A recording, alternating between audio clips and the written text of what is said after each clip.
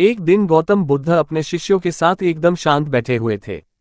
उन्हें इस प्रकार बैठे हुए देख शिष्य चिंतित हुए कि कहीं वह अस्वस्थ तो नहीं है। एक शिष्य ने उनसे पूछा कि आज वह मौन क्यों बैठे हैं, क्या शिष्यों से कोई गलती हो गई है। इसी बीच एक अन्य शिष्य ने पूछा कि क्या वह अस्वस्थ हैं, पर बुद्ध मौन रहे। तभी कुछ दूर खड़ा व्यक्ति जोर से चिल्लाया, आज मुझे सभा में बैठने की अनुमति क्यों नहीं दी गई है। बुद्ध आंखें बंद करके ध्यान मग्न हो गए। वह व्यक्ति फिर से चिल्लाया, मुझे प्रवेश की अनुमति क्यों नहीं मिली। इसी बीच एक उदार शिष्य ने उसका पक्ष लेते हुए कहा कि उसे सभा में आने की अनुमति प्रदान की जाए। बुद्ध ने आंखें खोली और बोले, नहीं, वह अछूत है, उसे आज्ञा नहीं दी जा सकती। ये सुनकर शिष्यों को बड़ा आश्चर्य हुआ। बुद्ध उनके मन का भाव समझ गए और बोले, हाँ, वह अछूत है।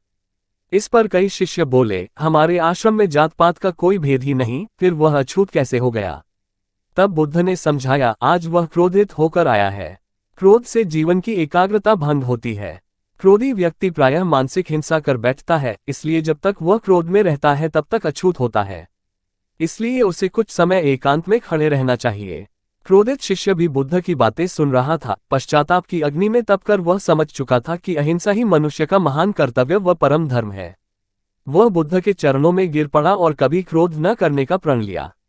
शिक्षा। आशय यह है कि क्रोध के कारण व्यक्ति अनर्थ कर बैठता है और पश्चाताप उसे बाद में होता है, जिसका कोई लाभ नहीं मिलता, इसलिए हमें क्रोध नहीं करना चाहिए। असल मायने में क्रोधित व्यक्ति अछूत हो जाता है और उसे अकेला छोड़ देना चाहिए। क्रोध करने से तन, मन और धन तीनों की हानि होती है। क्रोध से ज्यादा हानिकारक कोई और वस्तु नहीं है।